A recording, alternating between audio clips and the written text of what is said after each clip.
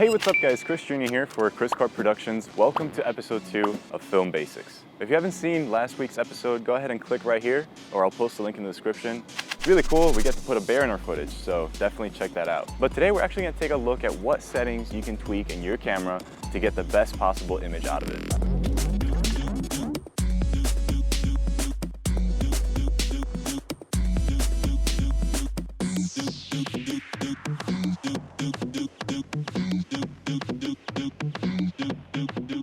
DSLRs and now the more popular mirrorless cameras have been the greatest tool for us low-budget and independent filmmakers. We now have the ability to have interchangeable lenses, and we have access to all those nice settings that we can change in order to achieve better looking and more cinematic images. And that's exactly what we're going to be looking at today, what settings you can tweak in your camera to best match that filmic look. So one of the first things that we want to talk about is exposure. How do you expose your image? Well, there's two main elements that are involved. One is aperture, and the other one is shutter speed. Now, aperture varies from wide apertures to narrow apertures, and it's all measured in f-stops, and in some cases t-stops, but we're not going to get into that. Most lenses that we're going to be using measure light in f-stops.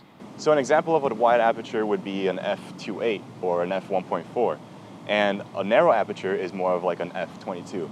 Now, what do these numbers mean? Well, pretty much if I open up my lens to, let's say, a 1.4 or a 2.8, I'm actually allowing more light in and more light to hit the sensor. Now, if I'm closing down and reaching higher f-stops, such as a 22 or a f16, well then I'm allowing less light to pass through the lens and to hit the sensor. Now, where does shutter speed come into play in all of this? Well, if you increase your shutter speed on your camera, you're gonna notice that your image gets a lot darker.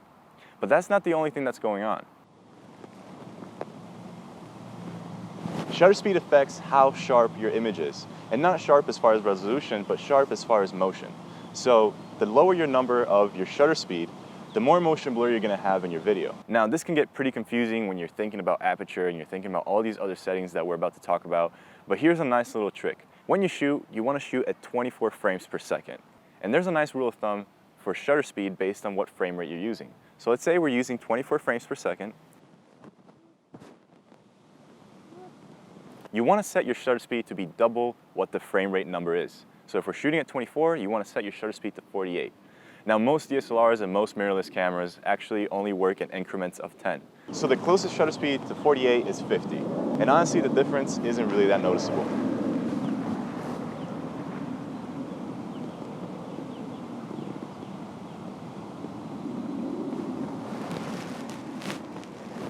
Now, setting your shutter speed at 50 shouldn't be taken as a rule.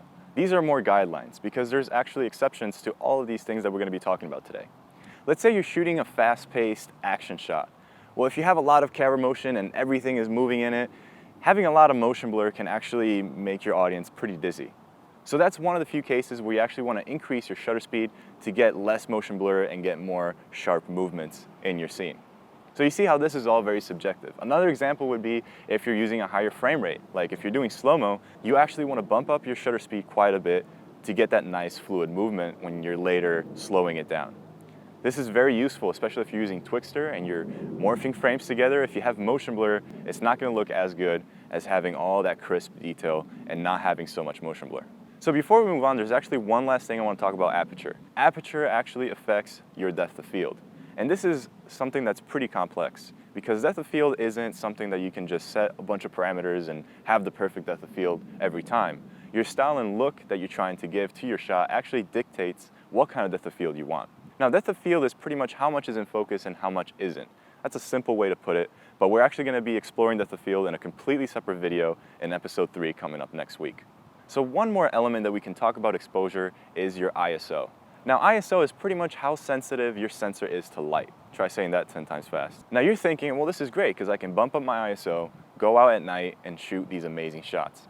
Well, to a certain extent, because the higher your ISO, the more noise you're gonna have in your footage. Unless your camera has a crazy high native ISO like the A7S or the more expensive cameras, but I'm assuming that's not the case because we're just starting up with a basic camera here. So you want to keep your ISO as low as possible, and you also want to avoid certain numbers. These are really evil numbers that you should definitely avoid. That's 125, 250, 500, and 1000. I'm not sure why. I'm pretty sure it's something to do with the algorithm of the camera and how it works, but those are some ISO settings that you definitely want to avoid.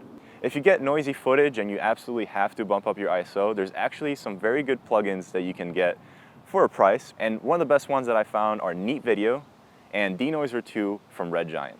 I actually use Denoiser 2 from Red Giant and it works great for a lot of applications. So it's a great way to salvage some of that footage that is way too noisy. Now, one more important setting that you need to check and make sure that it's right on your camera is white balance. Now, white balance is very important because most of the times you want to match what your camera is seeing with what your eyes are seeing. And color temperature greatly affects the way that your shot looks in terms of colors. So if you ever see your videos that have kind of that orangish tinge in colors that should be pure white or a bluish tinge, that probably means that you haven't really set your white balance properly. Now, white balance is the easiest thing to do because most cameras have some very easy to use presets. So let's say we're outdoors and you need to balance for daylight. Well, you go in your menu and you find the preset for daylight and it will automatically balance your scene for daylight. Now, if you're going indoors and you're shooting with lights, most likely you're using tungsten lights. So you're gonna wanna balance for tungsten. But if that sounds confusing, it's fine because the best way to grasp these settings and get comfortable with your camera is just by going out and shooting and experimenting and see what everything does. So keep in mind, if your shot looks weird and the colors are off, adjust your white balance. One thing that I forgot to mention that's actually kind of important is that you want to make sure that all of your settings are set to manual.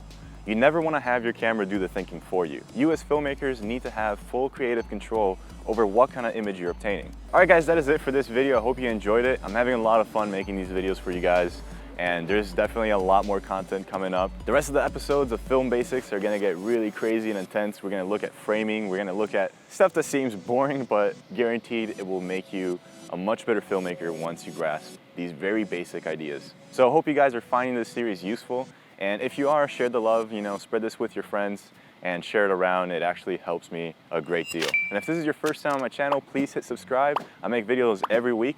My name is Kris Truini for Kris Productions. I'll see you next time.